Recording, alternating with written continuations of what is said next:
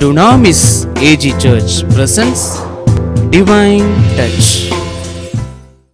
போதகர் எஸ்.ஜே. ஜெபராஜா அவர்கள் கடந்த 30 ஆண்டுகளாக தேவனுடைய ஊழியத்தை செய்து வருகிறார். 1994 ஆண்டு முதல் கடந்த 21 வருடமாக திருவொற்றியூரில் ஏஜி சபையின் போதகராக இருந்து வருகிறார். தேவனுடைய வார்த்தையின் மேல் இருந்த வாஞ்சை நிமித்தம் தேவன் தம்முடைய வார்த்தையின் இரகசியத்தை வெளிப்படுத்தி போதகரை பயன்படுத்தி வருகிறார். சத்தியத்தை சத்தியமாக போதிக்கும் போதகர் ஜெபராஜா அவர்களை தேவன் இந்திய தேசத்திலும் மற்றும் உலகின் பல நாடுகளிலும் எடுத்து பயன்படுத்தி வருகிறார்.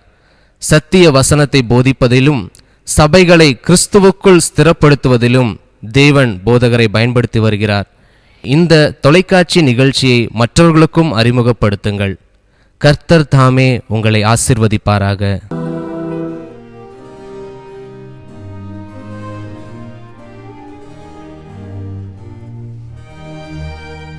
உபாகமத்தின் புத்தகம் 28ஆம் அதிகாரம் 1ஆம் வசனத்தை வாசிக்கலாம். அதற்கு முன்பாக 7ஆம் அதிகாரம் 14ஆம் வசனத்தை வாசிக்கலாம்.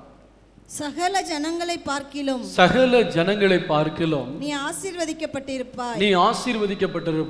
உங்களுக்குள்ளும் உங்கள் மிருக ஜீவன்களுக்குள்ளும் ஆணிலாகிலும் பெண்ணிலாகிலும் மலடு இருப்பது இல்லை. ஆண்டவர் இந்த மாதத்திலே நாம் சுதந்திரிக்கும்படியாக நமக்கு கொடுக்கிறதான வாக்குத்தத்தம், சகல ஜனங்களை பார்க்கிலும் நீ ஆசீர்வதிக்கப்பட்டிருப்பாய். உலகத்தில் கிடைக்கிற எல்லா மக்களுடைய ஆசீர்வாதத்தை விட ஆண்டவர் தம்முடைய ஜனங்களை ஆசீர்வதிப்பேன் என்று சொல்கிறார். உபாகமத்தின் புத்தகம் 28ஆம் அதிகாரம் 1ஆம் வசனத்தை வாசிக்கலாம். இன்று நான் உனக்கு விதிக்கிற உன் தேவனாகிய கர்த்தருடைய கட்டளைகளின்படியெல்லாம் செய்ய நீ கவனமாய் இருக்கும்படிக்கு அவர் சத்தத்திற்கு உண்மையாய் செவி கொடுப்பாயானால் உன் தேவனாகிய கர்த்தர் பூமியிலுள்ள சகல ஜாதிகளிலும் உன்னை மேன்மையாக வைப்பார். அல்லேலூயா சொல்லுவோமா? 26ஆம் அதிகாரம் கடைசி வசனத்தை வாசியுங்கள். நான் உண்டு பண்ணின எல்லா ஜாதிகளை பார்க்கிலும் புகழ்ச்சியிலும் கீர்த்தியிலும் மகிமையிலும் உன்னை சிறந்திருக்கும்படி செய்வேன் என்றும் நான் சொன்னபடியே நீ உன் தேவனாகிய கர்த்தரான எனக்கு பரிசுத்த ஜனமாயிருப்பாய் என்றும் அவர் இன்று உனக்கு சொல்லுகிறார் என்றார். நாம் வாசித்த இந்த 3 வசனங்களிலும் தம்முடைய ஜனங்களை சகல ஜனங்களை பார்க்கிலும் ஆசீர்வதிப்பேன் என்று ஒரு இடத்திலே சொல்லுகிறார். இன்னொரு இடத்திலே மேன்மையாக வைப்பேன் என்று சொல்லுகிறார்.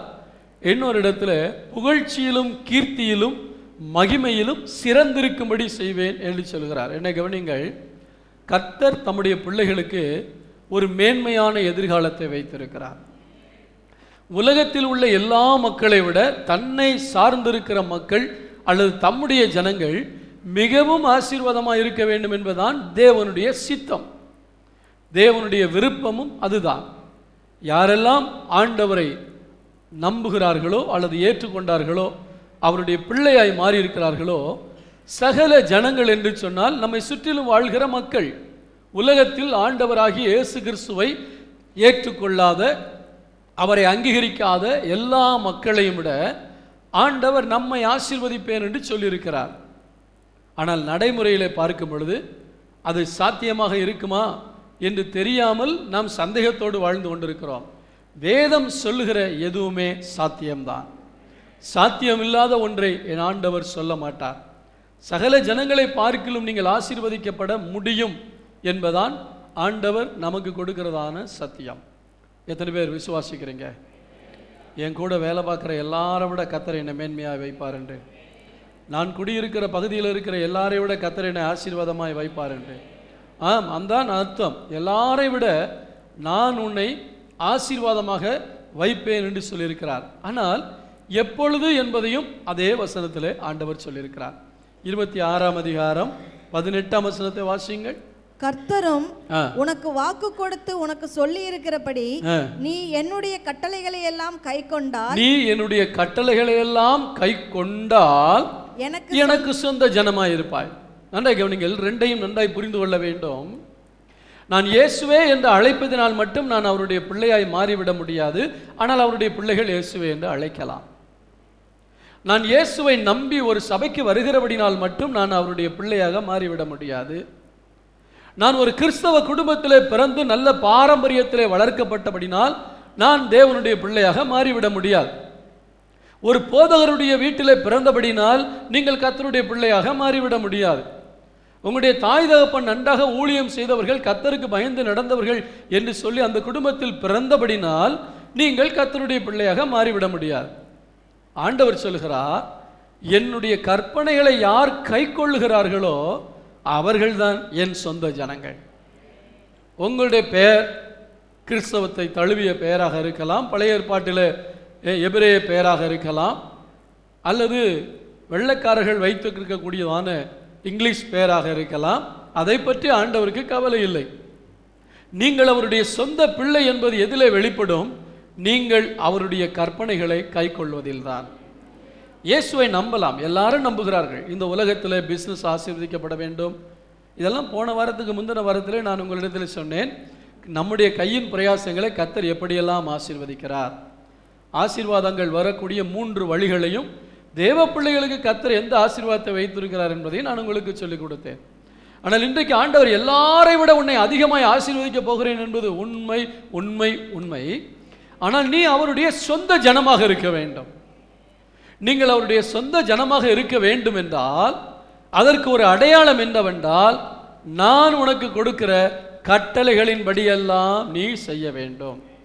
சிலர் சொல்லுவார்கள், இந்த கட்டளைகளை எல்லாம் பழைய ஏற்பாட்டோடு ஆண்டவர் முடித்து விட்டார், புதிய ஏற்பாட்டிலே நமக்கு நியாயப்பிரமாணம் கிடையாது என்று. உண்மைதான். ஆனால் நீங்கள் எடுத்து வாசித்து பாருங்கள். கலாத்தியருக்கு எழுதின நிருபம் 3ஆம் அதிகாரம் 24ஆம் வசனத்தை வாசிக்கலாம்.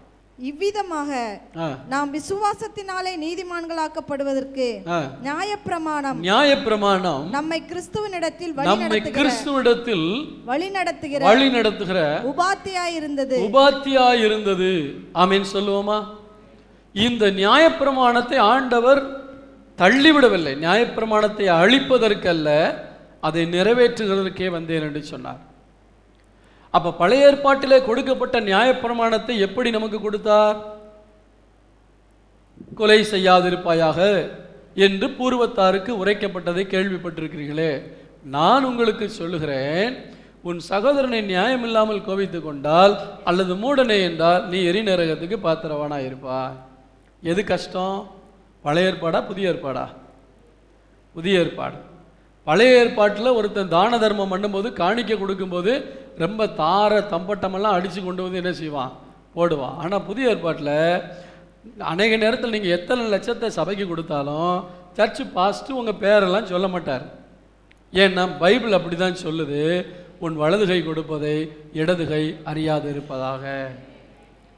அப்படி இன்னார் இத்தனை லட்சம் சபைக்கு கொடுத்தாங்க, இன்னார் இப்படி கொடுத்தாங்கன்னு சொன்னால் உங்கள் பலனை அடைந்து தீர்ந்தது. அதனால தான் நீங்கள் என்ன காணிக்க கொடுத்தாலும் பாஸ்ட்டு பேரை சொல்லாமல் ஒரு குடும்பம் கொடுத்தாங்க, அந்த குடும்பத்துக்காக ஜெபம் பண்ணுங்கன்னு சொல்கிறது. புரியுதா உங்களுக்கு? அப்போ பழைய ஏற்பாட்டை விட புதிய ஏற்பாட்டில் பிரமாணங்களை கொஞ்சம் அதிகப்படுத்தி தான் கொடுத்திருக்கிறார். புதிய ஏற்பாட்டில் என்ன பிரமாணம்? நல்ல கவனிங்கள். பழைய ஏற்பாட்டிலே என் சொந்த ஜனம் என்று ஆண்டவர் யாரை சொன்னார்? ஆபிரகாமுடைய சந்ததியிலே ஒருவன் பிறந்தால் போதும், அவன் கர்த்தருடைய ஜனமாயிருப்பான். ஆனால் சொந்த ஜனமாயிருப்பதற்கு, என்னுடைய சொந்த ஜனமாயிருப்பதற்கு நான் உங்களுக்கு கொடுத்த கற்பனைகளை நீங்கள் கை கொள்ள வேண்டாம். இன்றைக்கு மற்றவர்களை விட நாம் எப்படி விசேஷமாய் ஆசீர்வதிக்கப்பட போகிறோம்?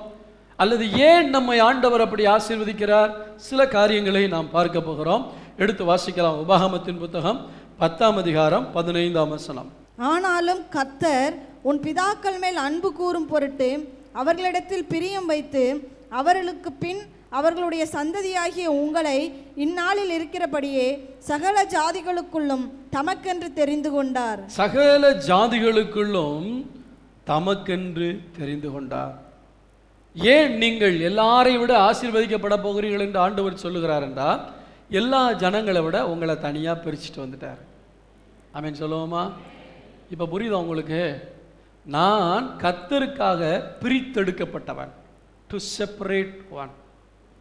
கூட்டத்தோடு கூட்டமாக வாழ அல்ல, ஊரோடு ஒத்து வாழ அல்ல, அந்த ஊரோடு ஒத்து வாழ்ந்த என்னை தான் அவருடைய சொந்த ஜனமாக இருக்கும்படி அங்கே இருந்து என்னை பிரித்தெடுத்திருக்கிறார். இன்றைக்கு அநேகருடைய வாழ்க்கையில் இந்த பிரித்தெடுக்கப்பட்ட வாழ்க்கை இல்லை. உலகத்தோடு ஒத்து போகிறோம். உலக மக்கள் செய்கிற அதே பாவத்தை செய்துவிட்டு, உலக மக்கள் செய்கிற அதே அக்கிரமங்களை செய்துவிட்டு, நான் கர்த்தருடைய பிள்ளை, சகல ஜனங்களை பார்க்கிலும் கர்த்தர் என்னை ஆசீர்வதிப்பார் என்று நான் எப்படி நம்ப முடியும்? இப்படி ஆசீர்வதிப்பதற்காகத்தான் கர்த்தர் சொல்லுகிறார், உன்னை நான் பிரித்தெடுத்திருக்கிறேன், உன்னை செப்பரேட் பண்ணிட்டேன், மற்ற ஜனங்களை விட்டு உன்னை எனக்கென்று நான் பிரித்தெடுத்து விட்டேன். இப்பொழுது இங்கே உட்கார்ந்து இருக்கிறவர்கள் அல்லது இந்த செய்தியை கேட்டுக்கொண்டிருக்கிறவர்கள் யோசித்து பாருங்கள், நீங்கள் கர்த்தருக்கென்று அவருக்காக பிரித்தெடுக்கப்பட்டு விட்டீர்களா? அல்லது உலக மக்கள் வாழ்கிறது போல உலக மக்களுடைய வாழ்க்கையின்படி போய்கொண்டே இருக்கிறதா? வேதம் சொல்லுகிறது, நீங்கள் கிரயத்துக்கு கொல்லப்பட்டீர்கள். நீங்கள் இயேசுவுக்கு சொந்த ஜனமாய் இருக்கிறீர்கள். யார் இயேசுடைய சொந்த ஜனம்? ஏற்கனவே நான் சொன்னபடி கிறிஸ்தவ குடும்பத்தில் பிறந்தபடினாலோ, போதகருடைய குடும்பத்தில் பிறந்தபடினாலோ, நல்ல ஒழுக்கமுள்ள குடும்பத்தில் பிறந்தபடினாலோ அல்ல, இயேசு கிறிஸ்துவை என் சொந்த இரட்சகராய் ஏற்றுக்கொண்டு அன்றைக்கு ஆபிரகாமுடைய சந்ததியில் பிறந்தால் தேவனுடைய பிள்ளையாய் மாறுவான். இன்றைக்கு மறுபடியும் பிறந்தால் அவன் தேவனுடைய பிள்ளையாய் மாறுவான். நியாய சாஸ்திரி ஆகிய ஒரு மனிதன் வந்து, நிக்கதேமு என்று சொல்லக்கூடிய ஒருவன் வந்து ஆண்டவரிடத்தில் சொல்கிறான், ஆண்டவரே, உம்மோடு கூட தேவன் இல்லாவிட்டால் இப்படிப்பட்ட காரியங்களை யாரும் செய்ய முடியாது என்று சொல்லும் பொழுது ஆண்டவர் சொல்கிறார், நீங்கள் மறுபடியும் பிறக்காவிட்டால் தேவனுடைய ராஜ்யத்தை காண மாட்டீர்கள். மறுபடியும் பிறப்பது என்றால், நான் பழைய மனிதன், பழைய பழக்க வழக்கங்கள் உண்டு, பழைய வழிபாடுகள் உண்டு, பழைய காரியங்கள் நிறையா உண்டு. ஆனால் அதிலிருந்து கர்த்தர் என்னை பிரித்து புதிய மனிதனாக மாற்றியிருக்கிறார். அப்படி நான் மாறும் பொழுது, நான் மாற முடியாது, அவருடைய கரத்தில் என்னை அர்ப்பணித்தால் அவர் என்னை மாற்றுகிறார். இன்றைக்கு அநேகர் என்னை இதை விட முடியல, அதை விட முடியலன்னு கஷ்டப்படுறதுக்கு காரணம், நீங்கள் அதை செய்ய விரும்புகிறீர்கள், உங்களால் முடியாது. உங்களால் ஒரு பாவத்தை விட முடியும்னா இயேசு உயிரை கொடுக்கணுங்கிற அவசியம் இல்லை. உங்களால் பாவத்தை விட முடியாது என்று தெரிந்துதான் அவர் தன்னுடைய இரத்தத்தை சிந்தியிருக்கிறார். அவரை சார்ந்து கொள்ளும் பொழுதுதான் அவர் பாவத்திலிருந்து பரிபூர்ணமான விடுதலை கொடுக்கிறார். எனவே அன்பான கர்த்தருடைய பிள்ளைகளே, இந்த சகல ஜனங்களை பார்க்கிலும் நாம் ஆசீர்வதிக்கப்பட வேண்டும் என்றால், முதலாவது நாம் அவருடைய சொந்த ஜனங்களாக இருக்க வேண்டும். சொந்த பர்சனல் ரிலேஷன்ஷிப் வித் காட். உங்களுக்கும் ஆண்டவருக்கும் ஒரு தனிப்பட்ட தொடர்பு இருக்க வேண்டும். ஒருவேளை உங்களுடைய அப்பா அம்மாவுடைய ஆசீர்வாதத்தில் தற்போது நீங்கள் நன்றாக இருக்கலாம், நீங்கள் வேண்டிய காரியம் உங்களுக்கு கிடைக்கலாம், நீங்கள் விரும்பின காரியம் உங்களுக்கு நடக்கலாம். ஆனால் உங்களுக்கென்று ஒரு வாழ்க்கை வரும் பொழுது கர்த்தர் உங்களை ஆசீர்வதிக்க வேண்டும் என்றால் நீங்கள் கர்த்தருடைய பிள்ளையாக இருக்க வேண்டும். தாய் தகப்பனை சார்ந்து கொண்டு இருக்கிற வரைக்கும் தாய் தகப்பனுடைய ஆசீர்வாதம் கண்டிப்பாக கிடைக்கும். ஆனால் நீங்கள் கர்த்தரால் தனிப்பட்ட முறையில் நீங்கள் ஆசீர்வதிக்கப்பட வேண்டும் என்றால் நீங்கள் கர்த்தருடைய பிள்ளையாய் மாற வேண்டாம். மறுபடியும் பிறக்கிற அனுபவம். இயேசு இதைத்தான் சொன்னார், மனம் திரும்புங்கள், பரலோக ராஜ்யம் சமீபமாக இருக்கிறது. வெறும் வாக்குத்தத்தத்தை எடுத்துக்கொண்டு நீ சகல ஜனங்களை பார்க்கலும் ஆசீர்வதிக்கப்படுவாய் என்கிற வசனத்தை நம்புகிறோம். நல்லது, அது உண்மைதான். ஆனால் அது எப்பொழுது நிறைவேறும்? சகல ஜனங்களைப் போல நான் வாழாமல் அவருடைய ஜனமாய் மாறும் பொழுதுதான் சகல ஜனங்களை பார்க்கலாம் நான் ஆசீர்வதிக்கப்பட முடியும். எத்தனை பேருக்கு பிரசங்கம் புரியுது? இந்த பிரசங்கத்துக்கு உங்களை நீங்கள் அர்ப்பணிப்பீர்கள் என்றால் இந்த நாளிலிருந்தே நீங்கள் மற்றவர்களை விட அதிகமாக ஆசீர்வதிக்கப்பட முடியும். இன்றைக்கே கர்த்தர் உங்களை ஆசீர்வதிக்க தொடங்குவார். எனவே உங்களுடைய வாழ்க்கையில் மிக முக்கியமானது பிரித்தெடுக்கப்படுகிறதான ஒரு அனுபவம். எடுத்து வாசிங்கள். 1 ராஜாக்களின் புத்தகம் 8ஆம் அதிகாரம் 53ஆம் வசனத்தை வாசிங்கள். கர்த்தராகிய ஆண்டவரே, நீர் எங்கள் பிதாக்களை எகிப்திலிருந்து புறப்பட பண்ணும்போது உம்முடைய தாசனாகிய மோசேயை கொண்டு சொன்னபடியே தேவரீர் பூமியின் சகல ஜனங்களிலும் அவர்களை உமக்கு சுதந்திரமாக பிரித்தெடுத்தீரே என்று விண்ணப்பம் பண்ணினார். பூமியின் சகல ஜனங்களிலும் அவர்களை உமக்கு சுதந்திரமாக பிரித்தெடுத்தீரே. அந்த வார்த்தையை நன்றாய் கவனிக்க வேண்டும். உபாகமம் 10ஆம் அதிகாரம் 15ஆம் வசனத்தில் தெரிந்து கொண்டார் என்கிற வார்த்தையை பார்க்கிறோம். இங்கே பிரித்தெடுக்கிறார் பார்க்கிறோம். ஒரு ஜவுளி கடைக்கு போகிறீர்கள், நிறைய துணியை போடுறாங்க, அதில் ஒன்றை நீங்கள் தெரிந்தெடுக்கிறீர்கள். கவனியுங்கள். ஒரு ஜவுளி கடைக்கு போகிறீர்கள், நிறைய துணியை போடுறாங்க, அதில் ஒன்றை நீங்கள் என்ன செய்கிறீர்கள்? செலக்ட் பண்ணுகிறீர்கள். அல்லது செலக்ட் பண்ணி அது தனியாக தெரிந்து இது எனக்கு நன்றாக இருக்கும், இது என்னுடைய நிறத்துக்கு அழகாக இருக்கும் என்று அதை தெரிந்தெடுக்கிறீர்கள். அதற்கு பின்பு அந்த கடைக்காரரிடத்தில் இதை தனியாக வையுங்கள் என்று அதை ஒதுக்கி வைக்கிறீர்கள். ஏனென்றால் இது வேற யாருக்கும் கொடுக்கக்கூடாது, இதை நான் எனக்கென்று எடுத்து விட்டேன் என்று அதை பிரித்து வைக்கிறீர்கள். மறுபடியும் சரிம்மா நீங்கள் செலக்ட் பண்ணிட்டீங்க அப்படின்ட்டு எல்லா துணியோட சேர்த்து அதை வைக்க மாட்டான், அதை பிரித்து வைப்பா. அதே போல தான் ஆண்டவர் உங்களையும் என்னையும் இந்த பொல்லாத உலகத்தில், பாவத்தில், அசுத்தத்தில் வாழ்ந்து கொண்டிருந்தோம், உலகத்தோடு உலகமாக வாழ்ந்து கொண்டிருந்தோம். இயேசுவை அறிவதற்கு ஒரு சந்தர்ப்பத்தை கொடுத்தார். நம்பினவர்கள் ஏற்றுக்கொண்டார்கள், நம்பினவர்கள் அவருடைய பிள்ளையாய் மாறினார்கள். அப்படி நாம் மாறும் பொழுது அவருக்கென்று நம்மை பிரித்தெடுத்திருக்கிறார். மறுபடியும் அந்த ஜனங்களை பார்த்து வாழக்கூடாது. இன்றைக்கு அநேக தேவ பிள்ளைகளுடைய வாழ்க்கையில் வரக்கூடிய சோதனை என்னவென்றால், என் கூட வேலை பார்க்குறாங்க எல்லாரும் இதை செய்கிறாங்க, இவ்வளோ படித்தவங்கள்லாம் செய்கிறாங்களே தப்பாவாக இருக்க போது, பெரிய பெரிய அதிகாரிகள்லாம் செய்கிறாங்களே தப்பாவாக இருக்க போது. தவறு செய்வதற்கு எவ்வளோ பெரிய அதிகாரி என்பது விதிவிலக்கு அல்ல, எவ்வளோ படித்தவன் என்ற அறிவு அல்ல. உலகத்திலேயே பெரிய அறிவாளி, பெரிய ஞானி, ஞானம் இந்த சாலமோன் தான். ஆனால் அவனே பாவம் செய்தான். பிரித்தெடுத்தீரே என்று சொன்னவன், பிரித்தெடுக்கப்பட்ட அறிவு இருந்தது, ஆனால் பிரித்தெடுக்கப்பட்ட அனுபவம் அவனுக்கு இல்லை. பிரித்தெடுக்கப்பட வேண்டும், பிரித்தெடுக்கப்பட்டு வாழ வேண்டும் என்கிற அறிவு இருந்தது, ஆனால் பிரித்தெடுக்கப்பட்ட அனுபவம் இல்லையே. மறுபடியுமாக அவன் பல தெய்வத்தை வழிபட போனான் என்று 11ஆம் அதிகாரத்தில் வாசிக்கிறோம். ஆண்டவர் எவ்வளவோ எச்சரிப்பு கொடுத்தோம். எப்படி எந்த ராஜ்யத்திலிருந்து கர்த்தர் நம்மை எல்லா ராஜ்யத்திலிருந்து பிரித்தெடுத்தாரோ அந்த ராஜ்யத்தின் தெய்வத்தை வணங்கும்படியாக அவன் போனான்.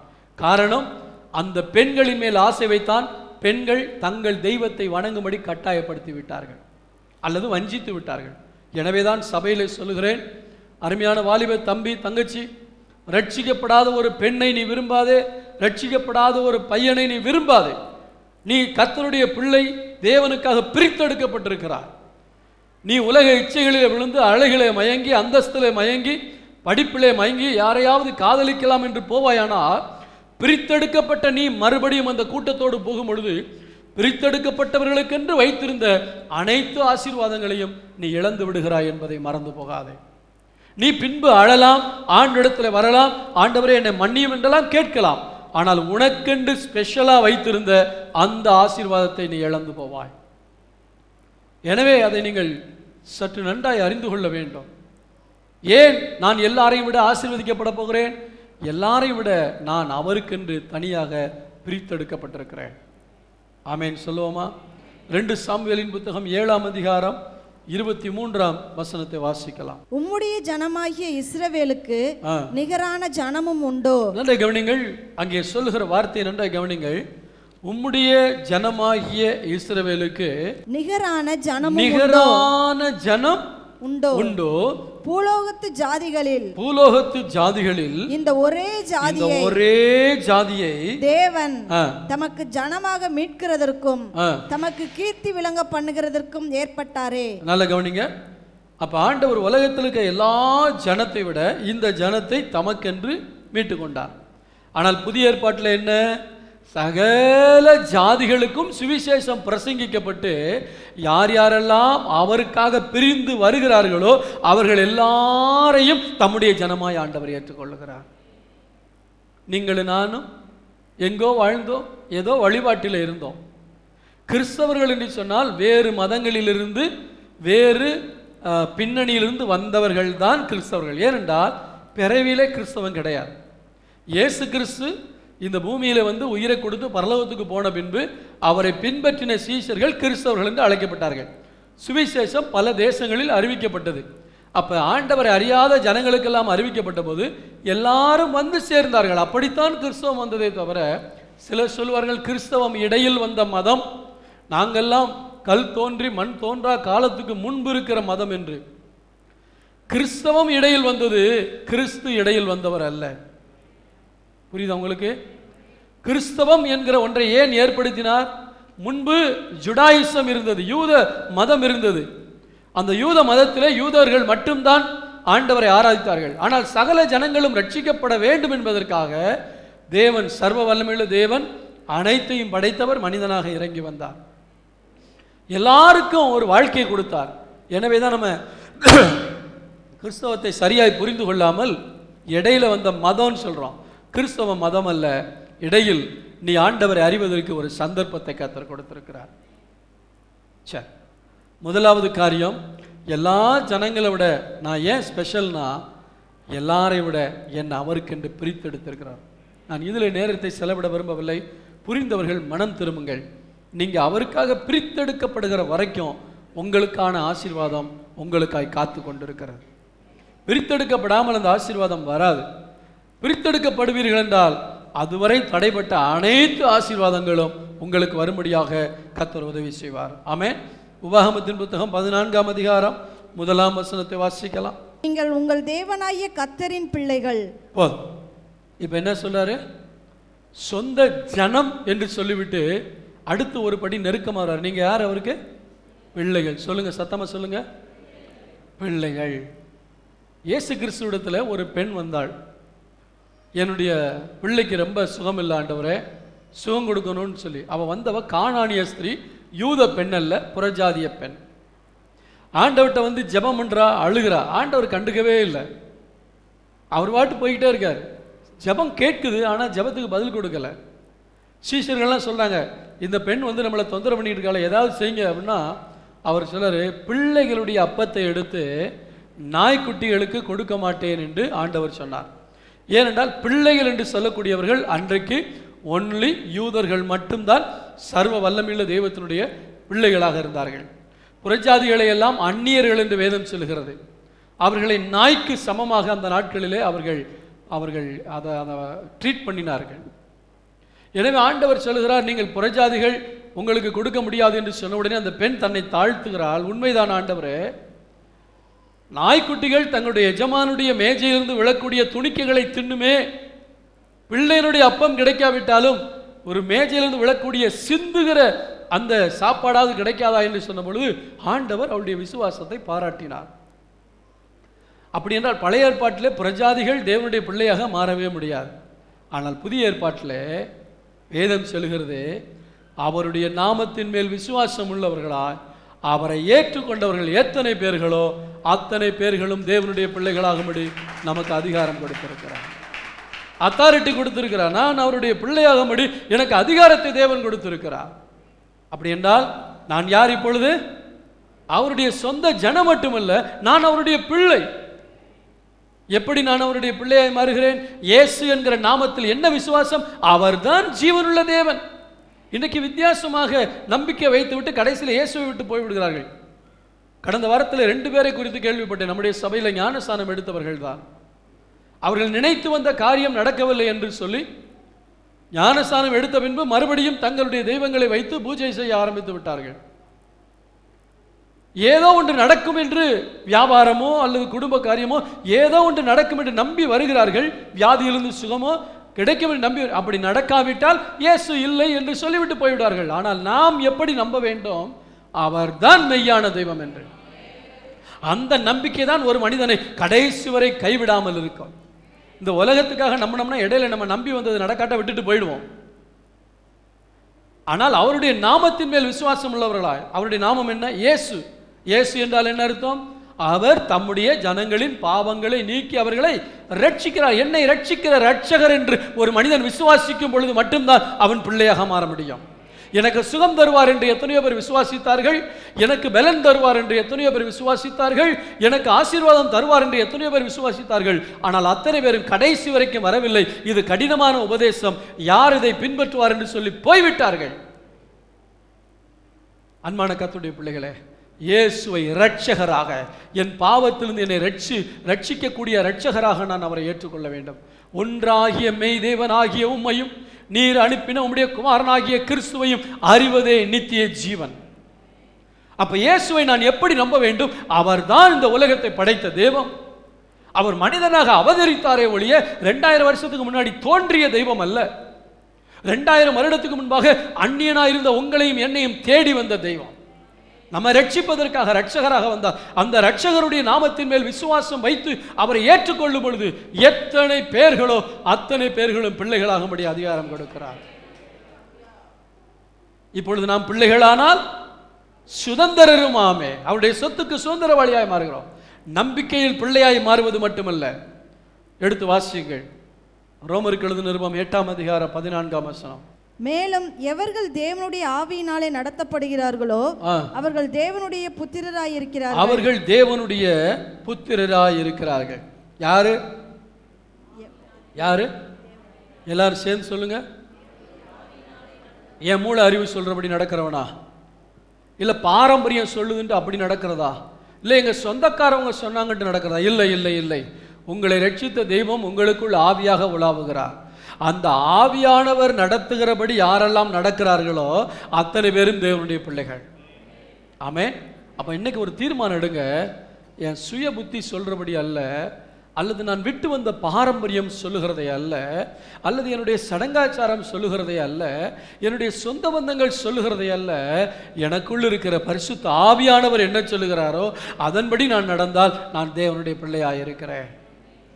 ஆமென். அப்ப ஏனையா உங்களை எல்லா ஜனங்களை விட அதிகமாய் ஆசீர்வதிக்க விரும்புகிறார்? நீங்கள் எல்லா ஜனத்திலிருந்து பிரித்தெடுக்கப்பட்டிருக்கிறீர்கள். இரண்டாவது, நீங்கள் அவருடைய சொந்த பிள்ளையாக மாறி இருக்கிறீர்கள். பிள்ளையினுடைய அடையாளம் என்ன? பிள்ளையினுடைய அடையாளம் என்ன? பாவத்தை விட்டு மனம் திரும்பி இருப்பார்கள். இரண்டாவது, பரிசுத்த ஆவியானவரால் நடத்தப்படுவார்கள். இப்படி மனம் திரும்பினதுக்கும் பரிசுத்த ஆவியானவரால் நடத்தப்படுறதுக்கும் வெளிப்பிரகாரமான அடையாளம் என்ன? எடுத்து வாசியுங்கள். நீதிமொழிகள் 20ஆம் அதிகாரம் 11ஆம் வசனத்தை வாசிக்கலாம். பிள்ளை ஆனாலும் அதன் செய்கை சுத்தமோ செம்மையோ என்பது அதன் நடக்கையினாலே விளங்கும். அருமையான சகோதரனே, சகோதரியே, உனக்குள் பரிசுத்த ஆவியானவர் நடத்துகிறார் என்று சொல்லலாம். நான் இயேசுவினால் ரட்சிக்கப்பட்டேன் என்று சொல்லலாம். அதனுடைய அடையாளம் என்னவென்றால் உங்களுடைய நடக்கை, உங்களுடைய வாழ்க்கை முறை. நீங்கள் ஒவ்வொரு இடத்திலும் நீங்கள் வாழ்கிற வாழ்க்கை முறை இருக்கிறது, அதுதான் நீங்கள் தேவனுடைய பிள்ளையா இல்லையா என்பதை நிர்ணயிக்கும். எத்தனை பேருக்கு புரிகிறது? அப்ப நான் ரட்சிக்கப்பட்டேன், நான் ஆண்டவருடைய பிள்ளை நான் சொல்லலாம். உண்மையிலே அது உண்மையாகவும் இருக்கலாம், உண்மைதான். பரிசுத்த ஆவியானவர் நம்மை நடத்துகிறார், உண்மைதான். ஆனால் அதனுடைய வெளி அடையாளம் என்ன? இது ரெண்டும் உள்ளுக்குள் நடக்கக்கூடியது. நான் ரட்சிக்கப்பட்டேன், பாவத்திலிருந்து விடுதலை பெற்றேன் என்பது எனக்குள் நடக்கக்கூடியது. இரண்டாவதாக, நான் ஆவியானவரால் தான் நடத்தப்படுகிறேன் என்பது எனக்குள் நடக்கக்கூடியது. இதனுடைய அடையாளம் என்ன? என்னுடைய நடக்கை, நான் நடந்து கொள்ளுகிற முறை. சகோதரிகளே, நீங்கள் உங்களுடைய வீட்டிலே உங்களுடைய புருஷனுக்கு எந்த அளவுக்கு கீழ்ப்படிஞ்சு நடக்கிறீங்கிறதா நீங்கள் ஆவியில் நடக்க போறீங்களா இல்லையாங்கிறது. அதே போல கணவன் உங்கள் குடும்பத்தை நடத்துறது, பராமரிக்கிறது, பிள்ளைகள் பெற்றோருக்கு கீழ்ப்படுகிறது, உங்கள் குடும்பத்தில் தான் அது முதல்ல ஆரம்பிக்குது. அப்புறம் நீங்கள் வேலை செய்கிற இடத்துல, நீங்கள் குடியிருக்கிற இடத்துல ஆண்டவருடைய நடக்கை எப்படி இருக்குது, உன்னுடைய செயல்பாடுகள் எப்படி இருக்கிறது, அதுதான் நீ கர்த்தருடைய பிள்ளையா இல்லையா என்பதை கன்ஃபார்ம் பண்ணக்கூடியது. பிள்ளை ஆனாலும் அப்படிதானே போட்டிருக்கு. நீ பிள்ளைன்னு சொல்லிக்கிட்டாலும் நீ நடக்கிறத வச்சு தான் நீ பிள்ளையா இல்லையான்னு தெரியும். உபாகமத்தின் புத்தகம் 7ஆம் அதிகாரம் 6ஆம் வசனத்தை வாசிக்கலாம். நீ உன் தேவனாகிய கர்த்தருக்கு பரிசுத்த ஜனம். முதல்ல 14ஆம் அதிகாரத்தில் நம்ம முதல் வசனத்தில் வாசிக்கும் போது நீங்கள் அவருடைய பிள்ளைகள் என்று சொல்லப்பட்டிருக்கிறது. இங்கே அதே 14:2 வாசிங்க. 14:2 நீங்கள் உங்கள் தேவனாகிய கர்த்தருக்கு பரிசுத்தமான ஜனங்கள். நம்மை பரிசுத்தமான ஜனமாய் கர்த்தர் மாற்றி இருக்கிறார். மறுபடியும் அசுத்தத்துக்குள்ளே நாம் போய்விடக்கூடாது, மறுபடியும் உலகத்துக்குள்ளே நாம் போய்விடக்கூடாது. உலகத்தில் இருந்துதான் நம்மை தெரிந்து கொண்டார், மறுபடியும் அந்த உலகத்துக்குள்ளே போய்விடக்கூடாது. நாம் பரிசுத்தமான ஜனம். யாரை பார்த்து பரிசுத்தமாய் வாழ வேண்டும்? பாஸ்டர் பார்த்தா, இல்லை இங்கே இருக்கிற சபையில் ஊழியம் செய்கிறவங்கள பார்த்தா? எல்லாரும் குறை உள்ளவர்கள். இயேசுவை நோக்கி பார்த்து நமக்கு நியமித்திருக்கப்பட்ட ஓட்டத்தில் பொறுமையாய் ஓட வேண்டும் என்று. சபையில் சில வாலிபர்கள், சிலர் என்று சொல்வதை விட ஒரு குறிப்பிட்ட ஒரு சகோதரன் இந்த நாட்களில் எங்கெங்கோ காணப்படுகிற குறைகளை பார்த்து அதில் பிடிக்கப்பட்டிருக்கிறார். எல்லாரும் தப்பு பண்ணுறாங்க, யார் தான் தப்பு பண்ணல, யாருமே உருப்படி கிடையாது என்று தவறான நபர்களை பார்த்து அதிலே தன்னுடைய கவனத்தை செலுத்தி தன்னுடைய வாழ்க்கை இழந்து போய்விட்டார். அன்றா கவனிங்கள், நீங்கள் எந்த மனிதனை முன்மாதிரியாய் பார்க்கிறீர்களோ அது வானத்திலிருந்து வந்த தூதனாக இருந்தாலும் குறைவுள்ளவன் தான். மனுஷனை பார்த்து உங்கள் பரிசுத்த வாழ்க்கையை மாதிரியாக அமைச்சிங்கன்னா முடியாது. கர்த்தரை மட்டும்தான் பார்க்க. அதே சமயத்தில் என்ன பார்க்காதான்னு சொல்லக்கூடாது. நம்மால் முடிந்த அளவுக்கு நாம் மற்றவர்களுக்கு முன்மாதிரியாய் வாழ வேண்டும். எனவே தான் ஆண்டவர் சொல்லுகிறார், நீ தேவனாகிய கர்த்தருக்கு பரிசுத்த ஜனம். இப்போ புரியுதா ஏன் மற்ற எல்லாரையும் விட நான் உன்னை விசேஷமாக ஆசீர்வதிப்பேன்னு சொல்கிறாரு? முதலாவது பொதுவாக நீ என்னுடைய ஜனம் என்று சொன்னார். ரெண்டாவது கொஞ்சம் ஆழமாக போகிறாரு, நீ என் பிள்ளைன்னு சொல்கிறாரு. பிள்ளைங்கிறது எப்படி தெரியும்? நான் உன்னை ரட்சித்து இருக்கணும், நான் உன்னை நடத்தணும், உன் நடக்கையில் அது விளங்கணும்.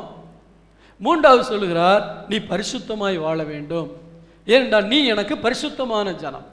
கூட படிக்கிற பிள்ளைங்க, நீங்கள் குடியிருக்கிற அந்த ஃப்ளாட்ஸில் அல்லது குடியிருக்கிற காம்பவுண்டில் இருக்கிற பிள்ளைங்கள்லாம் வித்தியாசமாக ட்ரெஸ் பண்ணுவாங்க, வித்தியாசமாக ஹேர் ஸ்டைலு, வித்தியாசமான லைஃப் ஸ்டைலெலாம் இருக்கும். நீங்கள் அதை பார்க்கக்கூடாது. ஏன்னா நீ கர்த்தருடைய பரிசுத்த பிள்ளை. கர்த்தர் உன்னை பிரித்தெடுத்து இருக்கிறார். வேலை பார்க்குற இடத்துல ஒரு பணத்தை வரணுங்கிறதுக்காக, ஒரு பணத்தை பெற்றுக்கொள்றதுக்காக நிறையா கொஞ்சம் கையெழுத்தெல்லாம் அப்படி இப்படி கொஞ்சம் குல்மால் வேலையெல்லாம் பார்ப்பாங்க. பிரதர், இது ஒன்றும் தப்பு கிடையாது, சும்மா ஜஸ்ட் ஒரு கையெழுத்து தான் அப்படின்னு சொல்லுவாங்க. ஆனால் அவங்க செய்யலாம், ஏன்னா அவங்க பரிசுத்த ஜனம் கிடையாது. நீங்கள் பரிசுத்த ஜனம். ஆமீன் சொல்லுவோமா? எல்லாரும் செய்கிறாங்க, நம்ம செஞ்சா என்ன? நீ செய்யக்கூடாது. ஏனென்றால் நீ பரிசுத்த ஜனம். கரங்களை தட்டி கர்த்தருடைய நாமத்தை மகிமைப்படுத்துவோம். நான் கர்த்தருடைய பரிசுத்த ஜனம். எனவேதான் எல்லா ஜனங்களை பார்க்கிலும் என்னை வித்தியாசமாய் புகழ்ச்சியில கீர்த்தியில சிறந்திருக்க பண்ணுவேன்னு சொல்லார். இதெல்லாம் எப்போ கிடைக்கும்? நான் இப்படி வாழும்போது உண்மையிலேயே எல்லா ஜனங்களை விட கர்த்தர் என்னை மேன்மையாக வைப்பார். நீங்கள் இப்போ இருக்க மாதிரி இருக்க மாட்டீங்க. புகழ்ச்சியிலும் மகிமையிலும் நீங்கள் கீர்த்தியிலும் ஆண்டவர்களை புகழ்ந்திருக்கும்படி செய்வார், சிறந்திருக்கும்படி செய்வார். சகல ஜாதிகளை விட கர்த்தர் உங்களை ஆசீர்வதிப்பார். கர்த்தருக்கு ஸ்தோத்திரம் உண்டாக.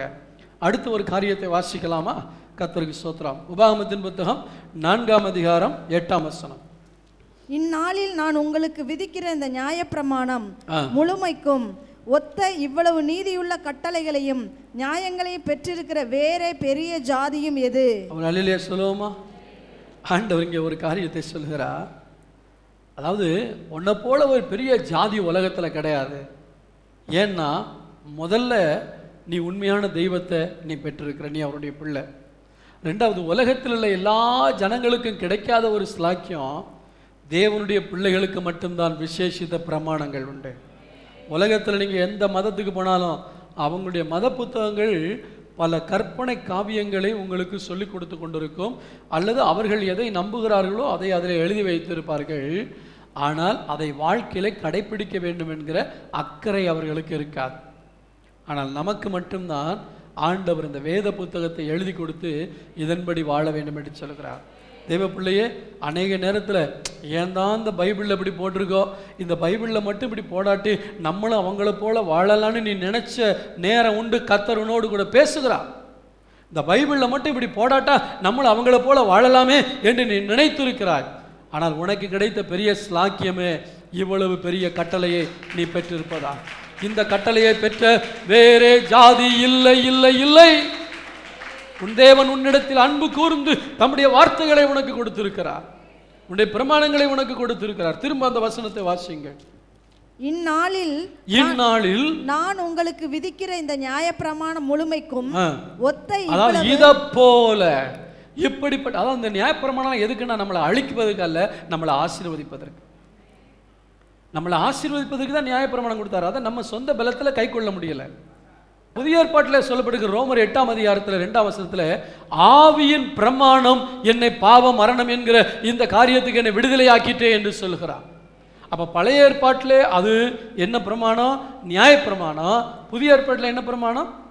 ஆவியின் பிரமாணம். புதிய ஏற்பாட்டில் நமக்கு பிரமாணங்கள் உண்டா? ஆம். நமக்கு கொடுக்கப்பட்டிருக்கிற இந்த கட்டளை எல்லாம் எங்கே இருக்கிறது? நிருபங்களிலே இருக்கிறது. கர்த்தருக்கு ஸ்தோத்திரம். ரோமருக்கு எழுதின நிருபத்திலிருந்து ஆண்டவர் யூதா நிருபம் வரைக்கும் நமக்கு வேண்டிய புதிய ஏற்பாட்டிலே ஒரு விசுவாசி எப்படி வாழ வேண்டும் என்பதை ஆண்டவர் எழுதி கொடுத்திருக்கிறார். ஆமென் சொல்லுவோமா? அப்ப இப்படிப்பட்ட பிரமாணங்களை பெற்ற வேறே ஜாதி, அது என்ன கட்டளையா? நீதியுள்ள கட்டளை. சொல்லுங்க பார்க்கலாம். நீதியுள்ள கட்டளையும் நியாயங்களையும் பெற்றிருக்கிற. அப்ப ஏன் நான் விசேஷமா ஆசீர்வதிக்கப்படுறேன்? எனக்கு நீதியுள்ள கட்டளைகள் உண்டு. இதன்படி நான் வாழும்படி அழைக்கப்பட்டிருக்கேன். இஷ்டத்துக்கு வாழ நான் அழைக்கப்படலை, இதன்படி தான் வாழ வேண்டும் என்று. ஆவியானவர் எப்படி நடத்துவார்? இந்த வசனத்தின்படி உங்களை நடத்துவார். வசனத்துக்கு அப்பாற்பட்டு உங்களை நடத்த மாட்டார். இந்த வசனம் என்ன சொல்லுகிறதோ அப்படித்தான் என்னுடையதிலிருந்து அவர் உங்களுக்கு எடுத்து கொடுப்பதினால். யார் வார்த்தை? இயேசுதான் வார்த்தை. ஆதியிலே வார்த்தை இருந்தது, அந்த வார்த்தை தேவனிடத்திலிருந்து, அந்த வார்த்தை தேவனாய் இருந்தது. அப்ப இந்த பிரமாணங்கள் எல்லாம் என்ன? தேவன் தன்னை கொடுத்திருக்கிறார். அவருடைய மனதில் இருக்கிற காரியங்களை புத்தகமாக எழுதி கொடுத்திருக்கார். அவர்தான், அவர் மனசுல இருந்ததை சொல்லணும். அவர்தான் வார்த்தை. அந்த வார்த்தையை தான் நமக்கு கொடுத்திருக்கிறார். புரியுதா உங்களுக்கு? இந்த பைபிளுக்குள்ள கர்த்தருடைய வார்த்தை இல்லைங்க, இந்த பைபிளே கர்த்தருடைய வார்த்தை. இதுக்குள்ள கர்த்தருடைய வார்த்தை இருக்குங்கிறது ஒரு சிலருடைய கொள்கைகள். ஆனால் நமக்கு ஆண்டவர் சொல்லுங்க, இது தேவனுடைய வார்த்தை, கர்த்தருடைய வசனம், கர்த்தருடைய வார்த்தை. இதை நாம் கை கொண்டு நடக்க வேண்டும். எனவேதான் நாம் ஏற்கனவே வாசித்த வசனத்தின்படி இந்த கற்பனைகளை எல்லாம் நீ கை கொண்டால். இப்போ உபாகமம் 28:1 வாசிங்க. ஏகப்பட்ட, நல்லா கவனிங்க, இதை சொல்றதுக்கு முன்னாடி சொல்றேன். நம்ம வீட்டில எல்லாம் வசனம் போட்டிருக்கோம். என்னது? நீ போகையிலும் நீ கையிட்டு செய்யும் எல்லா பிரயாசத்திலும் கர்த்தர் உன்னை ஆசீர்வார். உன் மாப்பு செய்கிற தொட்டி ஆசீர்வதிக்கப்பட்டிருக்கும். இதெல்லாம் எங்க இருக்கு? உபாகமம் 28 அதிகாரத்தில். எப்ப அது நடக்குமா? வாசிங்க முதல் வசனத்தை.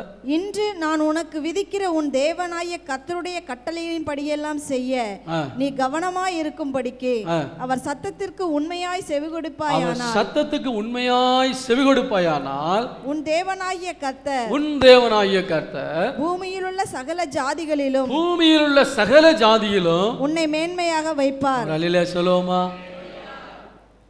அப்ப இந்த கட்டளைகளுக்கெல்லாம் செவி கொடுக்க நீ கவனமா இருந்தா, இந்த புதிய ஏற்பாட்டிலையும் பழைய ஏற்பாட்டிலையும் ஆண்டவர் நமக்கு கொடுத்துருக்கிறாரு, இதை கை கொள்றதுக்கு நீங்க கவனமா இருந்தா எல்லா ஜாதியிலையும் உங்களை மேன்மையா வைப்பேன்னு சொல்லிருக்காரு.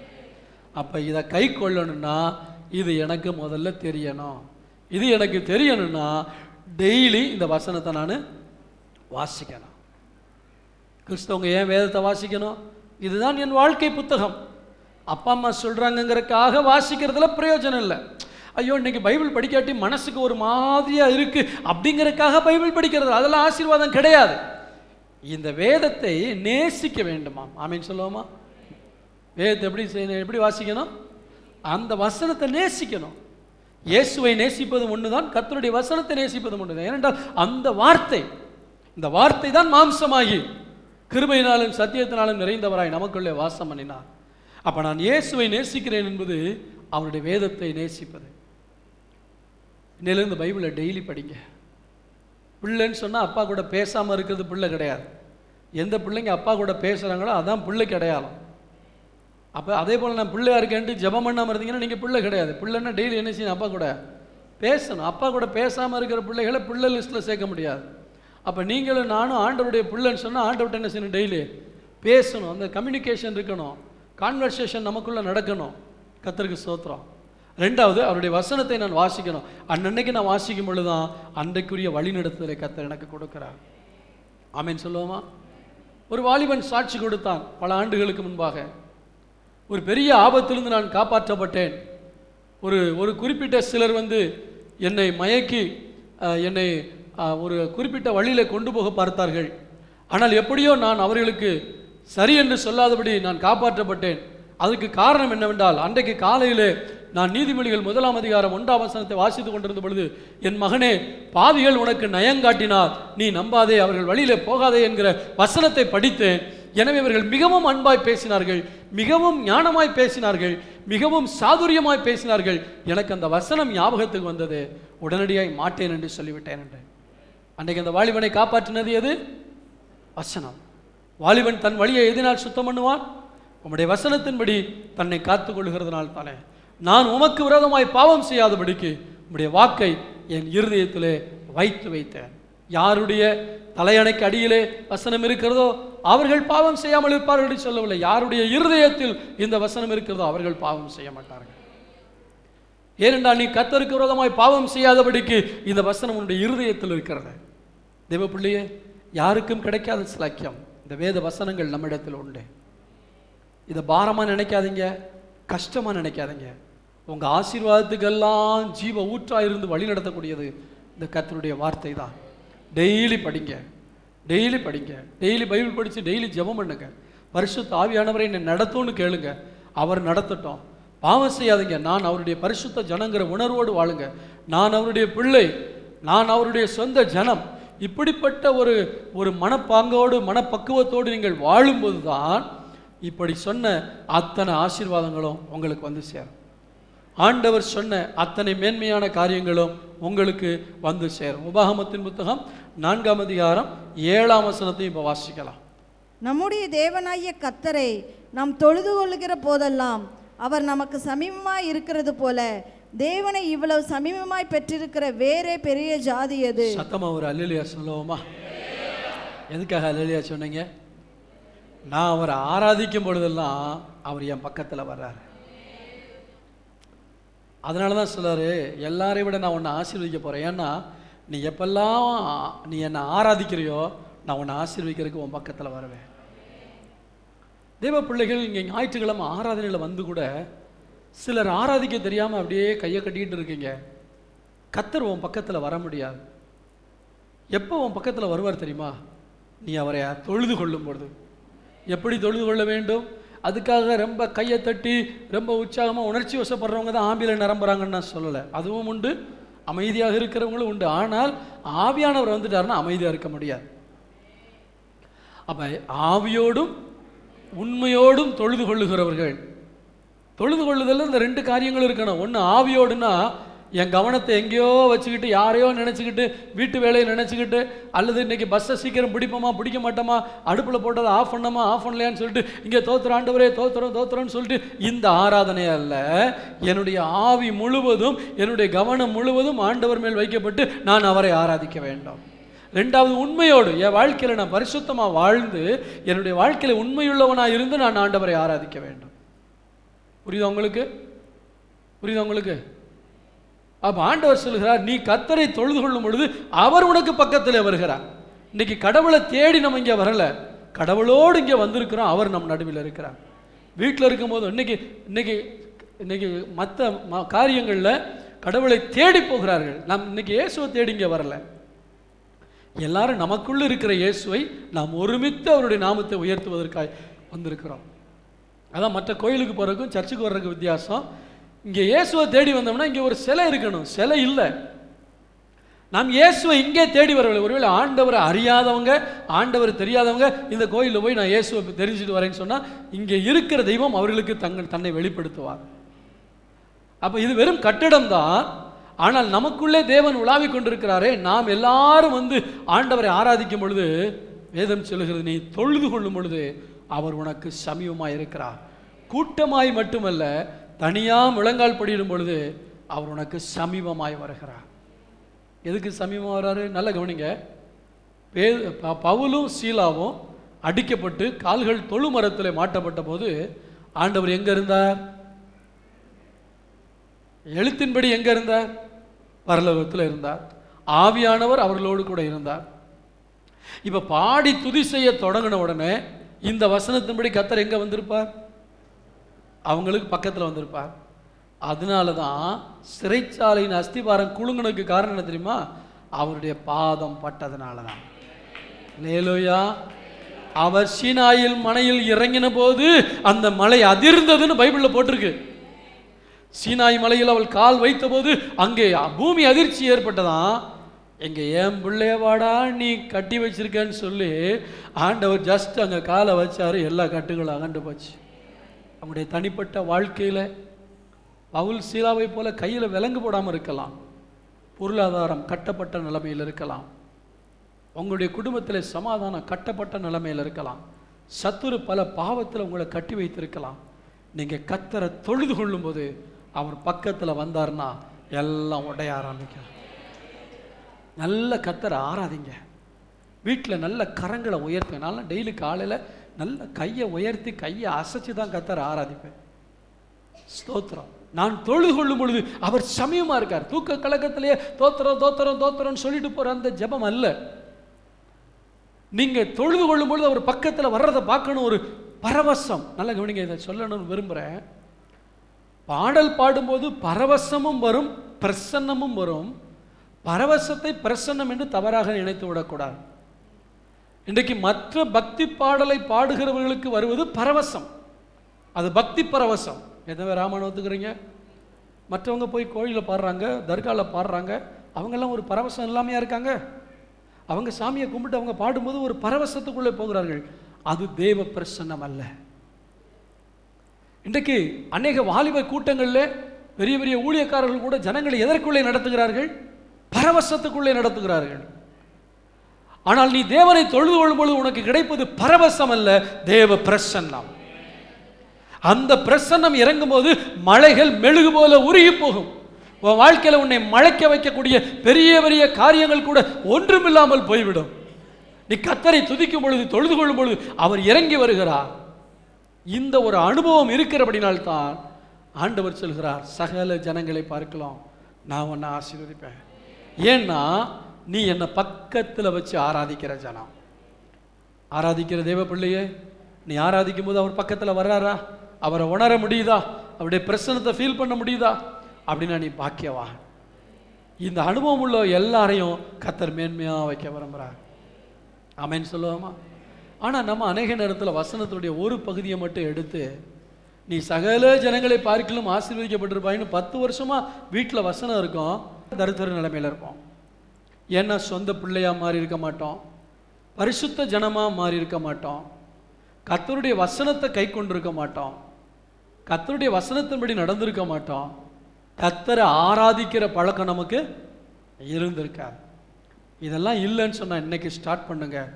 ஆண்டவரே, இந்த ஆசீர்வாதம் நிறைவேறதுக்கு இவ்வளவு காரியங்கள் இருக்கிறதா? இன்றைக்கே நான் அதை செய்வேன் ஆண்டவரே.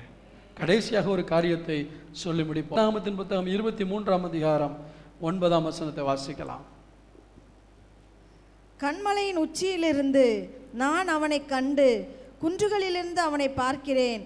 அந்த ஜனங்கள் ஜாதிகளோடு கலவாமல், அந்த ஜனங்கள் ஜாதிகளோடு கலவாமல் தனியே வாசமாய் இருப்பார்கள். எந்த ஜனங்கள்? ஆண்டவருடைய சொந்த ஜனங்கள். என்ன கவனிங்க, ஆண்டவருடைய சொந்த ஜனங்கள் என்ன செய்ய மாட்டாங்களாம்? ஜாதிகளோடு கலவாமல். ஒரு உண்மையான கிறிஸ்தவன், கிறிஸ்தவள், இயேசுவை ஏற்றுக்கொண்டு நான் தேவனுடைய பிள்ளை என்று சொல்லுகிறவர்கள் ஆண்டவர் அறியாத குடும்பத்தில் சம்பந்தம் வைக்கக்கூடாது, திருமணத்தில் பிணைக்கப்படக்கூடாது. அப்படி பிணைக்கப்பட்டால் நீங்கள் ஆசீர்வாதமாக இருக்கலாம், அவர் உங்களை ஆசீர்வதிக்க முடியாது. ஏனென்றால் நீங்கள் அவருடைய ஜனங்களாக இருக்கிறபடினால் நீங்கள் ஜாதிகளோடு கலவாமல் இருப்பீர்கள். இல்லையா சொல்லுவோமா? அவங்க பண்ணுற பூஜையில் கலந்துக்கிற மாட்டேங்க. இதனால தான் உலகம் நம்மளை எதிர்க்குது. ஏங்க நீங்கள்லாம் கிறிஸ்மஸ் கேக் கொடுக்குறீங்க, நான் வாங்கி சாப்பிட்றோம், நாங்கள் கொடுத்தா மட்டும் ஏன் ஆயுத பூஜைக்கு வாங்க மாட்டேங்கிறீங்கன்னு சொன்னால், ஐயா உனக்கு அப்படி ஒரு பிரமாணம் கிடையாது. புரியுதா உங்களுக்கு? அவங்க கொடுத்த சாப்பிடக்கூடாது, இவங்களை கொடுத்த சாப்பிடக்கூடாதுன்னு உனக்கு வேதம் இல்லை. அப்படியே உங்களுக்கு வேதம் இருந்தாலும் அந்த வேதத்தில் இப்படியெல்லாம் உங்களுக்கு சில கட்டளைகள் இல்லை. ஆனால் நாங்கள் ஆராதிக்கிற ஜீவனுள்ள தேவன் இப்படித்தான் வாழ வேண்டும் என்று சொல்லி இருக்கிறார். எனவே தான் நான் செய்யக்கூடாது. நான் உன்னை வெறுக்கவில்லை, உன்னுடைய அன்பை சந்தேகிக்கவில்லை, உன்னுடைய உறவை நான் விடவில்லை. ஆனால் நான் இதை செய்யக்கூடாது என்று நான் நம்பியிருக்கிற வேதம் சொல்லுகிறது. நீங்கள் அப்படி விளக்கம் கொடுத்து பாருங்கள், அவர்களும் யோசிக்க ஆரம்பிப்பார்கள். நம்ம மொட்டையா சொல்லுவோம், நாங்கள்லாம் கிறிஸ்தவங்க, நாங்கள்லாம் சாப்பிட மாட்டோம், அதனால தான் நம்மளை வெறுக்கிறாங்க. ஏன் சாப்பிட மாட்டோம்? ஏன் நம்ம அப்படி செய்யக்கூடாது? ஏங்க அவங்களும் இயேசுவை தாங்க கும்பிட்றாங்க, கல்யாணம் பண்ணிக்கிட்டு மாற்றிக்கிறலாங்க. ஒன்றை மாற்றிடுவாங்க. கல்யாணம் பண்ணிக்கிட்டு மாற்றிடலாம் நினச்சிங்க, ஆனாலப்பட்ட ஞானி சாலமோனே விழுந்து போயிட்டான். கல்யாணம் பண்ணிக்கிட்டு மாற்றிக்கிறலாமா? அப்படிப்பட்ட நினைப்பில் யாராவது இருந்தீங்கன்னா மனம் திரும்புங்க. இப்பயே அவங்க மாறினா தான் கல்யாணம் முடிக்கணுங்கிற நிலைமைக்கு வாங்க. மாறினா தான் கல்யாணம் முடிப்பேன். இல்லைன்னு சொன்னால் கல்யாணம் நடந்துடும், வாழ்க்கை முழுசும் எப்படிதான் போராட்டம் தான். நல்லா கவனிங்க, அநேகர் காதல் கல்யாணமெல்லாம் நடத்தி முடிச்சுட்டு வந்து உட்காந்துருக்காங்க, வெளியே தெரியாதுன்னு நினச்சிக்கிட்டேன். ரைட், கர்த்தர் உங்களை ஆசீர்வதி, எப்படியோ கர்த்தரை பிடிச்சிக்கிட்டீங்க, கர்த்தர் உங்களை ஆசீர்வதிச்சிட்டார், நல்லது. ஆனால் இப்போ உள்ள வாலிபர்களுக்கு சொல்கிறேன், நீங்கள் கர்த்தருக்கு விரோதமாக ஜாதிகளோடு கலக்க போனீங்கன்னா, அதாவது அறியாமையின் காலங்களை தேவன் காணாதவர் போல இருந்தார். புரியுதா உங்களுக்கு? ஆண்டவர் அறியறதுக்கு முன்னாடி ஒருத்தன் இந்த பிரமாணத்துக்கு வெளியே என்ன செஞ்சிருந்தாலும் கர்த்தர் அதை கண்டுக்கிறல. ஆனால் அறிஞ்சதுக்கு அப்புறம் ஒரு மனுஷன் அதை செய்யக்கூடாது. புரியுதா உங்களுக்கு? கர்த்தரை அறிந்த பின்பு அந்த மனிதன் அப்படி நடக்கக்கூடாது. இப்போ ஜாதிகளோடு கலக்கக்கூடாது. ஜாதிகளுடைய வழிபாடு இப்போ நல்லா கவனிங்க. உலக மக்களுடைய வழிபாடு எப்படி இருக்கு? உலக மக்களுடைய வழிபாடு நல்ல உரிமை மேலும் அடிப்பாங்க, நல்லா அடிப்பாங்க, ஜங்கு ஜங்குன்னு குதிப்பாங்க, ஆடுவாங்க.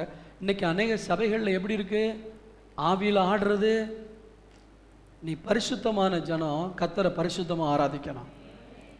பேயாட்டம் போடுற கூட்டம் இல்லை நம்ம விசுவாசிகள். ஆரம்ப நிலைமையில் நீங்கள் ஆவியில் நிரம்பி கையை தட்டலாம். ஆனால் இப்பொழுதும் நல்ல ஆவியில் நிரம்பி ஜெபம் பண்ணுங்கன்னு சொன்னால் இந்த கை தட்டுறதும் உருள்றதும் மெஜாரிட்டியாக தெரியுதே தவிர அந்த ஸ்பிரிட்டில் வந்து இந்த தரிசனங்களை காண்கிற அந்த எனர்ஜியை வேஸ்ட் பண்ணாமல் அந்த உள்ள இழுத்து அந்த தரிசனங்களை காண்கிற அனுபவம் இல்லை. அதுதான் வளர்ச்சி. ஆமென் சொல்லுவோமா? அப்போ எழுப்புதலாக இருந்துச்சுன்னா கை தட்டுனா எழுப்புதலாக இருந்துச்சுன்னு சொல்லிடுவோம். இன்னைக்கு எல்லாம் கத்தி ஜெபம் பண்ணாங்கன்னா இன்னைக்கு ஜெபம் எழுப்புதலாக இருந்துச்சுன்னு சொல்லிடுவோம். அது அல்ல. எழுப்புதலான ஜெபம் காரியங்களை மாற்றும். இன்னைக்கு அநேக இடங்களில் ஜனங்கள் குதிக்கிறதும் ஆடுறதும் ஒரு மாதிரியா இருக்கு. அதே இதை எங்க பார்க்குறோம்? ஜாதிகளோடு கலவாதே, பரிசுத்த அலங்காரத்தோடு கர்த்தரை தொழுது கொள்ளுங்கள். உள்ளத்தில் பரிசுத்தம், கைகளில் சுத்தம், கர்த்தரை தொழுது கொள்ளுகிற அனுபவம். சில நேரத்தில் ஆரம்ப அனுபவமாக இருந்தால் அந்த எனர்ஜியை தாங்க முடியாமல் சில கைத்தட்டுறது தப்புனே சொல்ல, நாம் கைத்தட்டி கர்த்தரை ஆர்ப்பரிக்கணும்னு பைபிளில் போட்டிருக்கு. ஆனால் அதிலே நின்றக்கூடாது, அதுக்கப்புறம் மேலே போய்கிட்டே இருக்கணும், அடுத்த லெவலுக்கு வந்துக்கிட்டே இருக்கணும். அதே சமயத்தில் சிலர் சொல்லுவாங்க நான் உள்ளுக்குள்ளேயே கர்த்தரை ஆராதிக்கிறேன் அப்படின்னு மரமாறி நின்றக்கூடாது. ஆவியானவர் சும்மா நிற்க விட மாட்டார். பேலன்ஸ் பண்ணணும், ரெண்டையும் பேலன்ஸ் பண்ணணும். அப்போ மற்றவங்களோடு கலவ மாட்டேன். இன்றைக்கி உலக ஆராதனையை போல தேவனுடைய பிள்ளைகளுடைய ஆராதனை மாறிக்கொண்டே இருக்கிறது. உலக வழக்கத்தின்படி போய்கொண்டிருக்கிறது. இன்றைக்கி போப் அறிவித்திருக்கிறார், இந்தியாவிலேருந்து இந்து மத சார்பில் ஒருத்தவங்க போயிருக்காங்க, சைனாவிலேருந்து புத்த மத சார்பில் போயிருக்காங்க, இன்னும் ஆர்த்தடாக்ஸ் காரவங்க போயிருக்காங்க. எல்லாரும் ஒன்று சேர்ந்து எல் மதமும் சம்மதமேங்கிறதுல கையெழுத்து போட்டிருக்காங்க. கிறிஸ்தவத்துக்கு தலைவர் யாரா? போப்பா. உலகம் அப்படி தான் சொல்லுது, ஆனால் நமக்கு தலைவர் இயேசு. உலகத்தோடு ஒத்து போகிற காரியங்கள் நடந்து கொண்டிருக்கிறது. எல்லாம் சமம், எல்லாம் ஒன்று என்று ஜோயல் ஆஸ்டின் என்று சொல்லக்கூடிய ஒரு பெரிய ஊழியக்காரர் அமெரிக்காவில் இருக்கிறார். பல்லாயிரக்கணக்கான ஜனங்கள் அவருடைய ஆராதனைக்கு வருகிறார்கள். அவர் சொல்லுகிறார், இந்து மக்களும் அவர்களுடைய கடவுளை நேசிக்கத்தானே செய்கிறார்கள், அவர்கள் ஆசீர்வதிக்கப்படத்தானே செய்கிறார்கள் என்று அவர் சொல்லுகிறார். ஒரு போதகருடைய மகன் இப்பொழுது போதகராக இருக்கிறார். காரணம் என்ன? வேதத்தின் மகத்துவத்தை அறியாதபடினால், அல்லது உலகத்தோடு ஒத்து போய் சொசைட்டியில் ஒரு ஸ்டேட்டஸை பெறுறதுக்காக உலகத்தோடு ஒத்து போகிறது. நீங்களும் நானும் கர்த்தருக்கென்று பரிசுத்த ஜனம். ஆமென் சொல்லுவோமா? அந்த வாக்குத்தத்த வசனத்தை மறுபடியும் வாசிப்போமா? 7:14 உபாகமம் 7:14 வாசித்து முடிக்க போறோம். சகல ஜனங்களை பார்க்கிலும் நீ ஆசீர்வதிக்கப்பட்டிருப்பாய். உங்களுக்குள்ளும் உங்கள் மிருக ஜீவன்களுக்குள்ளும் ஆணிலாகிலும் பெண்ணிலாகிலும் மலடிருப்பதில்லை. ஸ்தோத்திரம். ஆமென் சொல்லுவோமா? அப்ப நான் சகல ஜனங்களை பார்க்கிலும் ஆசீர்வதிக்கப்பட போகிறேன்னு சொல்றவங்கள ஒரு அல்லேலூயா சொல்லுங்க பார்க்கலாம். இனி என் குடும்பத்தில் மலடு இருப்பதில்லை. நீ சகல ஜனங்களை பார்க்கிலும் ஆசீர்வதிக்கப்பட்டா சபையில் ஆத்துமாக்களை பெற்றெடுக்கக்கூடிய ஒரு ஆண் மகனாக, ஒரு ஆண் மகளாக. ஏன் ஆண் மகள் சொன்னால் ஆவிக்குரிய வாழ்க்கையில் எல்லாருமே ஆண்கள் தான். மலட்டு ஆடு ஒன்றும் சபையில் இருக்கக்கூடாது. எத்தனையோ வருஷமா சர்ச்சுக்கு வந்தோம், இன்னும் ஒரு ஆத்துமாவை பெற்றெடுக்காத தேவ பிள்ளையே, இந்த வாக்குத்தத்தம் நீ சகல ஜனங்களில் விசேஷித்த ஜனமாக இருப்பாயானால் நீ ஆத்துமாக்களை பெற்றெடுக்கக்கூடிய ஒரு மகனாக மகளாக இருப்பாய். எல்லாரும் முழங்கால் படிக்கிட்டு ஜெபம் பண்ணுவோமா? ஆண்டவர்கிட்ட ஜெபம் பண்ணுவோம். ஆண்டவரே, நான் சகல ஜாதிகளிலும் சகல ஜனங்களிலும் மேலாக இருக்க விரும்புகிறேன். இருப்பேர் என்று நீர் எங்களுக்கு வாக்கு பண்ணியிருக்கிறீர் ஐயா. அந்த வாக்குத்தத்தம் எங்களுடைய வாழ்க்கையில் நிறைவேறட்டும். எல்லாரும் ஜெபம் பண்ண, வாய்களை திறந்து ஜெபம் பண்ணுங்க பார்க்கலாம். கரங்களை உயர்த்தி ஆண்டவரே, நான் எல்லாரையும் விட ஆசீர்வதிக்கப்படுவேன் நீங்கள் சொல்லியிருக்கீங்க. அதுக்கு என்னென்ன செய்யணும்னு சொல்லியிருக்கீங்க. முதல் காரியத்தை சொல்லுவோமா? நான் உங்கள் சொந்த ஜனமாக இருப்பேன் ஆண்டவரே. எல்லாம் சொல்லுங்கள் பார்க்கலாம். நான் உங்கள் சொந்த ஜனமாக இருப்பேன் ஆண்டவரே. சொந்த ஜனமாக உங்களுக்கென்று நான் பிரித்தெடுக்கப்பட்ட வாழ்க்கை வாழ்வேன் ஆண்டவரே. எல்லாம் சொல்லுங்கள். நான் சொல்கிறது திரும்ப சொல்லுங்கள். உமக்காக நான் பிரித்தெடுக்கப்பட்ட வாழ்க்கை வாழ்வேன். நான் பிரித்தெடுக்கப்பட்டவன். நான் தேவனுடைய பிள்ளை. நான் தேவனுடைய பிள்ளை என்பது என்னுடைய செய்கையில் விளங்கும் ஆண்டவரே. இனி என்னுடைய செயல்கள் எல்லாம் ஒரு தெய்வ பிள்ளைக்குரியதாக இருக்கும்படி நான் ஜாக்கிரதையாக நடந்து கொள்வேன். நீ கர்த்தருக்கு பரிசுத்த ஜனம். தெய்வ பிள்ளையே, நீ உலக மக்கள் அல்ல, நீ கர்த்தருக்காக பரிசுத்த ஜனமாக நீ அழைக்கப்பட்டிருக்கிறாய். கர்த்தர் உனக்கு ஒரு பெரிய பிரமாணத்தை கொடுத்திருக்கிறார். இந்த நீதியுள்ள கட்டளையை பெற்ற வேற ஜாதி இல்லை. கர்த்தர் இந்த வேதத்தை நீ வேதனையாய் நினைக்காதே, இந்த பைபிளை பாரமாக நினைக்காதே, இதை வாசிக்கிறதுக்கு நீ கஷ்டப்படாதே. இந்த வேத வசனம் வசனத்தை நீ கை கொள்ளும் பொழுதுதான் எல்லா ஜனங்களை விட கர்த்தர் உன்னை உயர்த்துவார். சகல ஜாதிகளிலும் உன்னை மேன்மையாய் கர்த்தர் வைப்பார். புகழ்ச்சியிலும் கீர்த்தியிலும் மகிமையிலும் நீ சிறந்திருக்கும்படி உன்னை பண்ணுவது இந்த தேவனுடைய வேதம். வேதம் வேதம் இந்த வேதத்தை கை கொள்ளுங்கள், இந்த வேதத்தின்படி வாழுங்கள், கர்த்தர் உங்களை ஆசீர்வதிப்பார். இன்றைக்கு இந்த வேத வசனத்துக்கு முரண்பாடான அநேக உபதேசங்கள் கிறிஸ்தவத்துக்குள் பெருகிக் கொண்டிருக்கிறது. அநேக பிரபலமான ஊழியர்கள் கூட இந்த காரியங்களுக்கு எதிராக வார்த்தைகளை சொல்லிக் கொண்டிருக்கிறார்கள். ஆனால் ஆண்டவருடைய வேதம் ஒருபோதும் மாறாதது. இந்த வசனத்தின்படி வாழ உங்களை அர்ப்பணியுங்கள். எல்லாவற்றுக்கும் மேல கர்த்தரை தொழுது கொள்ளுங்கள். எல்லா நேரத்திலும் ஆண்டவரை தொழுது கொண்டே இருக்கக்கூடிய ஒரு ஆவிக்குரிய வாழ்க்கை ஆண்டவரிடத்தில் கேளுங்கள். அவர் உங்களுக்கு சமீபமாக இருக்கக்கூடிய தெய்வம். அல்லேலூயா. எல்லாவற்றுக்கும் மேலாக ஆண்டவர் சொன்னார் அல்லவா, என் ஜனம் ஜாதிகளோடு கலக்காது, ஜாதிகளோடு கலக்காது. ஏனென்றால் அது தனித்தன்மை உள்ளது, தனித்தன்மை உள்ளது. கரங்களை வைத்து சொல்லுவோமா, நான் தனித்தன்மையோடு வாழ விரும்புகிறேன் ஆண்டவரே, தனித்தன்மையோடு வாழ விரும்புகிறேன் ஆண்டவரே. அல்லேலூயா. Thank you Jesus, thank you Jesus. நன்றியோடு உம்மை துதிக்கிறோம், நன்றியோடு உம்மை துதிக்கிறோம். வானாதி வானங்கள் கொள்ளாத தேவாதி தேவனே, உம்முடைய நாமத்தை நாங்கள் மகிமைப்படுத்துகிறோம். சகல ஜாதிகளிலும் நீ ஆசீர்வதிக்கப்பட்டிருப்பாய் என்று எங்களோடு கூட பேசின இந்த வார்த்தைகளுக்காய் ஸ்தோத்திரம். நீ சொன்ன இந்த பிரமாணங்களின்படி, இந்த காரியங்களின்படி நாங்கள் வாழ்ந்து உண்மையிலேயே எல்லா மக்களை விட ஆசீர்வாதமாய் திகழ உம்முடைய பிள்ளைகளுக்கு அனுகிரகம் செய்வீராக. இயேசுவின் நாமத்தில் பிதாவே, ஆமென், ஆமென். எங்கள் சபையின் ஆராதனை விவரங்கள்: டுனாமிஸ் ஏஜி சபை, எண் 35, 9வது தெரு, ஜோதி நகர், திருவொற்றியூர், சென்னை 19 என்ற முகவரியில் ஞாயிற்றுக்கிழமை தோறும் காலை 7:30 மணிக்கு முதல் ஆராதனை நடைபெறும். மேலும் எண் 860 TH ரோட், தேரடி, அன்னை சிவகாமி மகால் அருகில், திருவொற்றியூர், சென்னை 19 என்ற முகவரியில் காலை 10:30 மணிக்கு இரண்டாவது ஆராதனையும் மாலை 6:30 மணிக்கு மாலை ஆராதனையும் நடைபெறும். மேலும் இதே முகவரியில் செவ்வாய்க்கிழமை தோறும் வேதப்பாட வகுப்புகள் நடைபெறும்.